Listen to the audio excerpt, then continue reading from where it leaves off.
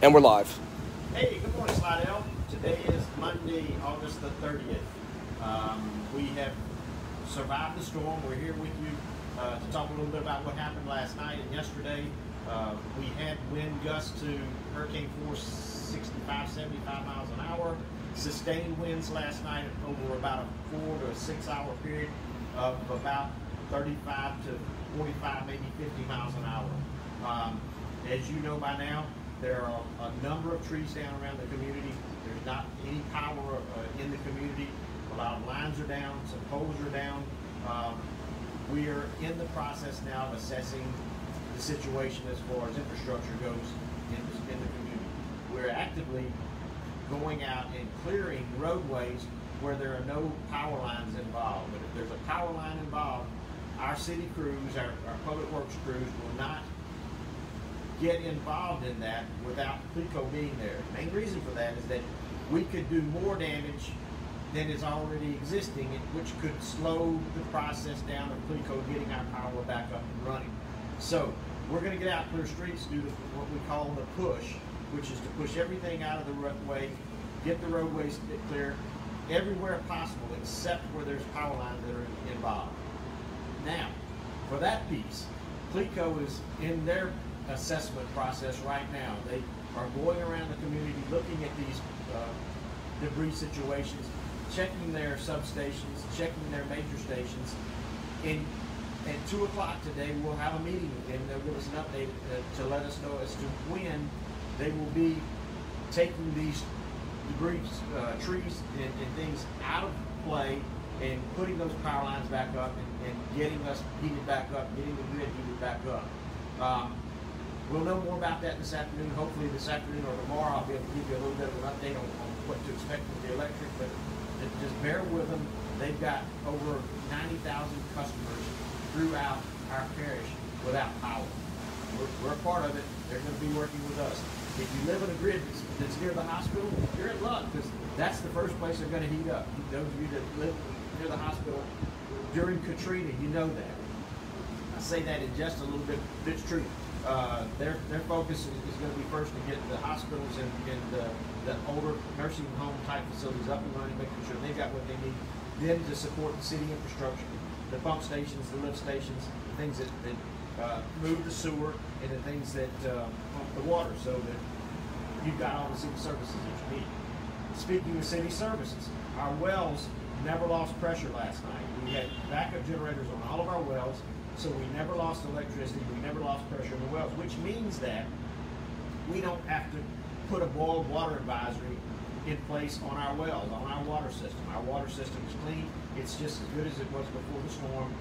You'll get the same quality of water after the storm. So that's one major hurdle that we don't have to worry about. With that being said, we are in the process of doing our overall evaluation and assessment of damages in the community. If you have damages, take pictures of it, document it well for your insurance.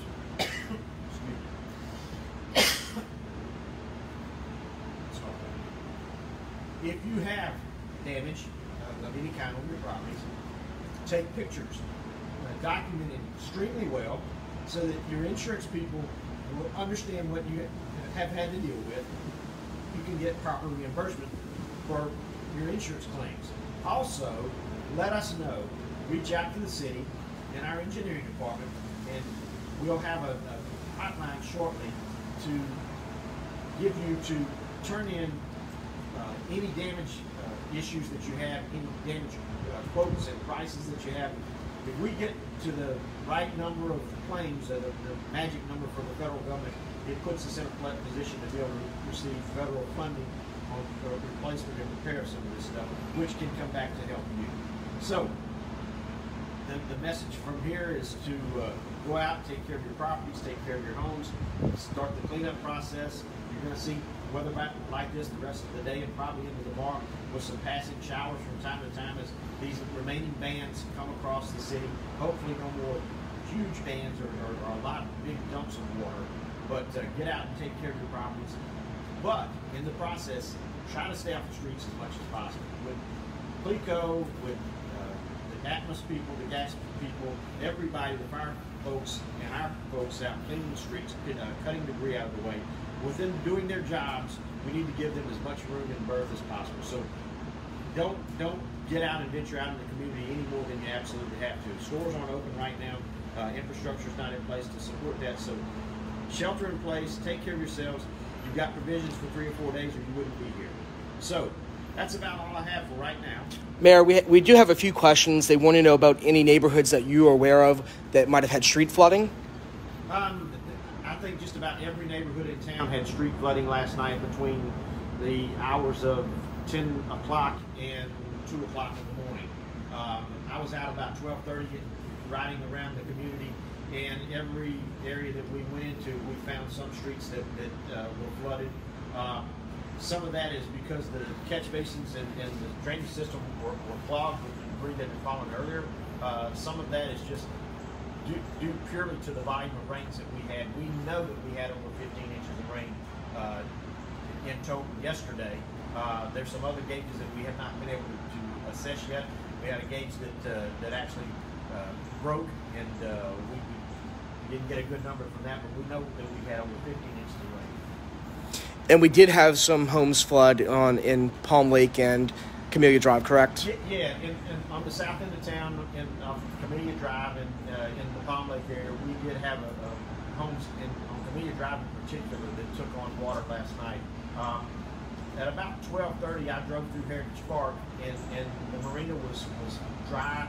There was water on the boat ramp itself, but it didn't come out of the boat ramp.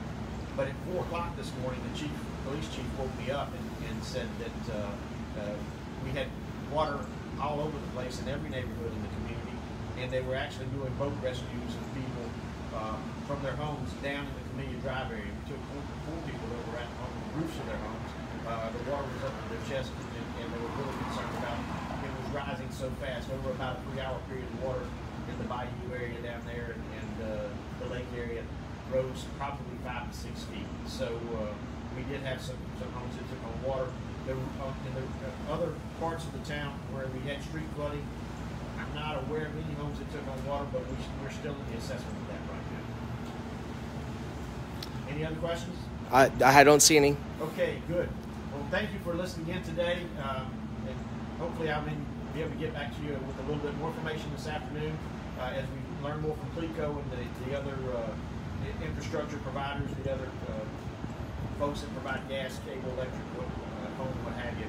And whatever I get, I'll share. We try to do this at least once a day, if not twice, to keep you abreast of what's going on in the community, so you'll have a better idea of how to plan your days and plan your functions. When you can get back to the store, when you can get gas, and where you can get gas. So with that, this is your Mayor, Greg Cromer. I'm signing off from City Hall.